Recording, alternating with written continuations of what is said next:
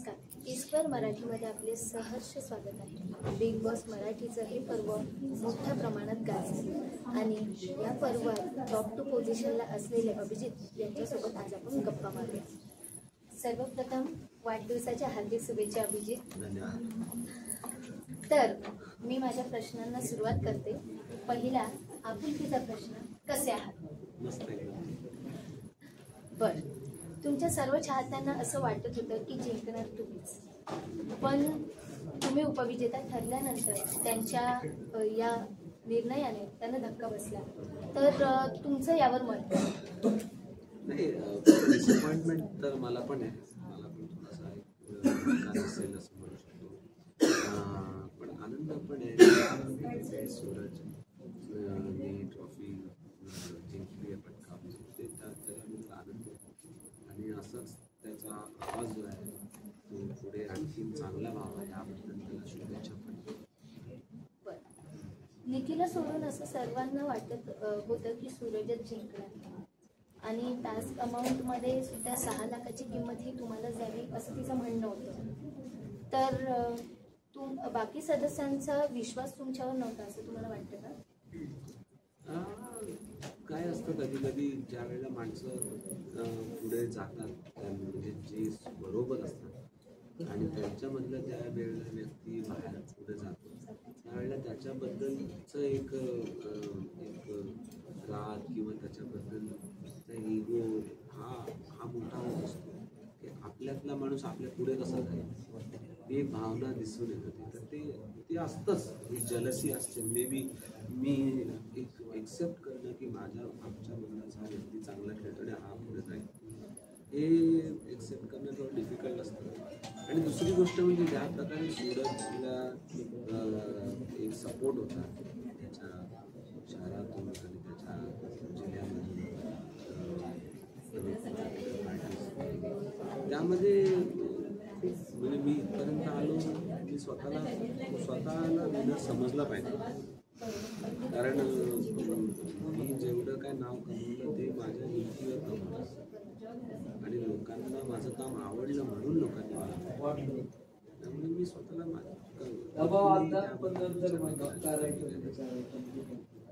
Thank you. पुढे मला असं विचारायचं आहे की शेवटच्या काळात तुम्ही टीम बी पासून दूर गेला, तर भविष्यात अंकिता आणि धनंजय सोबत तुमचे संबंध कसे असतील आणि जो हा तुमचा टीम मधून बाहेर पडण्याचा हा जो निर्णय आहे तो तुम्ही उशिरा घेतला असं तुम्हाला वाटतं का? मी डेफिनेटली तो उशिरा घेतला निर्णय, कारण मला खरंच आपुलकी होती टीम. पण जसं टीमनी मेंबर्स वाढत होते आणि त्यांना नेहमी असं जी एक इनसिक्युरिटी होती की मी त्यांच्याबद्दल काहीतरी काढकार जे की हालाकी त्यांच्या साईडनी जास्त होतं आणि माझ्या साईडनी कमी होतं, हे त्यांना माहितीच नव्हतं. तर त्या मी आपण काय म्हणी म्हणायचो, एकमेकांना सांगायचो, तर ते चोराच्या मनात चांदलं म्हणजे ते त्यांना नेहमी त्या गोष्टीचं वाटत राहायचं. पण मला त्यांनी तो एक इन्सिक्युरिटी राहिल्यामुळे आणि मला असं वाटलं की त्याची इन्सिक्युरिटी मी कशी दूर करू, त्यांची इन्सिक्युरिटी मी घालण्याचा प्रयत्न करतो. त्यामुळे मला वाटतं मी थोडा टाईम द्यायला. जर मी त्यावेळेला रोकटोक असतो किंवा मी थोडासा प्रॅक्टिकल विचार केला असता तर मी लवकर सोडलं असतं आणि ते होऊ शकलं असतं की माझ्या पथ्यात जास्त पडलं असतं. घरी तुमचं जंगी स्वागत देखील झालं, तुम्ही पत्नीसोबत तुमच्या मुलांसोबत वाढदिवस साजरा केला, पण तुम्ही उपविजेता ठरला आहात हे कळल्यानंतर तुमची पत्नीची प्रतिक्रिया काय?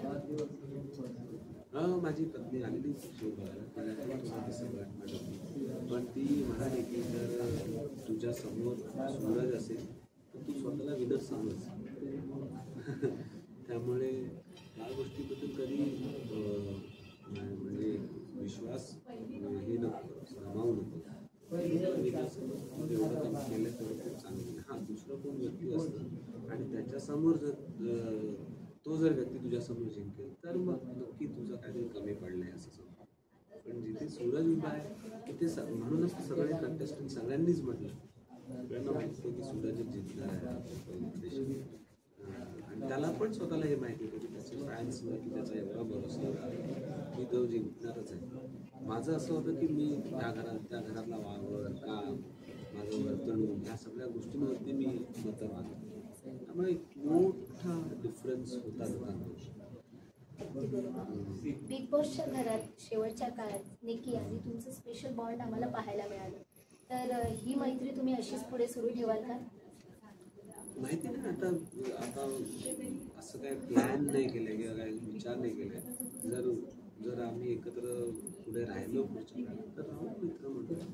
पण असं काही विचार बिलकुल नाही आहे की आता म्हणजे प्रयत्न करायचे ती मैत्री टिकवण्याची. फिनालेच्या आधी जे रियुनियन झालं होतं त्यामध्ये इतकी गर्दी असताना देखील तुम्ही असं म्हटलं होतं की मी एकटा आहे. तर आता देखील तुमची भावना तीच आहे? हो हो, आताही माझी भावना तीच आहे. मे बी मी लोकांना जोडू शकलो नाही माझ्याबरोबर किंवा ज्या प्रकारे मी पुढे जात होतो ते लोकांना नाही बघू. या दोघांपैकी एक काहीतरी कारण असतं आणि दोन्ही म्हणजे आपापल्या जागी बरोबर असो. तर मी विचार करतो ठीक आहे, जर मी नाही जोडू शकलो तर ठीक आहे, माझ्यात थोड्याशा कमी राहिल्या पण मी टॉप 2 पर्यंत पोहोचलो तर मी भरपूरशा गोष्टी बरोबर केल्या. त्यामुळे it is okay, I can वगैरे. आणि जर त्यांना इगो प्रॉब्लेम असेल तरी पण ठीक आहे. तर मी त्या पोझिशनवरती गेम सोडला आहे. मी खूप रिस्पेक्टेड पोझिशन आहे. बरोबर. तुमच्या गायकीची मोहिनी तर सर्वदूर पसरलेलीच आहे, पण बिग बॉसच्या माध्यमाने एक संयमी व्यक्तिमत्व असा चेहरा तुमचा समोर आला, प्रेक्षकांच्या समोर आला. तर तुम्ही याबद्दल तुमचं काय मत आहे? मला ॲक्च्युली तर विश्वास नव्हता मी, कारण बिग बॉसचं तुम्हाला तुमच्यासमोर काय प्रेझेंट करेल हे तुम्हालाच माहिती. मी हिंदी केलेला तो एक वेगळ्या पद्धतीने केला आणि तिचा विचार ज्या वेळेला ती शोमध्ये आली तिला वेगळ्या पद्धतीचं एक कॉन्फिडन्स होता स्वतः की मी आता बघ कसे खेळतो. पण तसं घडलं नाही. तीही असताना दिसली, तीही अडखळताना दिसली. त्यामुळे हे जे घर आहे ते तुमच्यासमोर काय प्रेझेंट होईल तुम्हाला माहिती नसतं.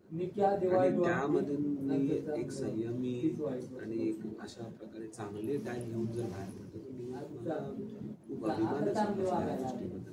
मी बाकीच्या लोकांना प्रूव्ह करू शकलो आणि समोर ठेवू शकलो. बिग बॉसचा हा जो खेळ आहे तो तुम्ही मनाचा मोठेपणा पाळत खेळलात, याचा खरंच खूप आनंद आहे.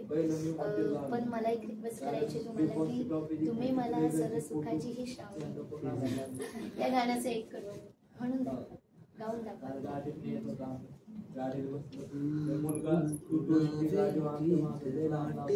शब्द मिळते इतके कळू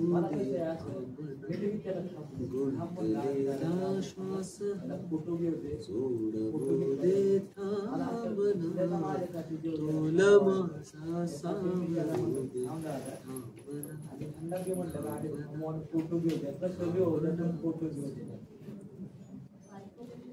खूप छान, धन्यवाद. धन्यवाद.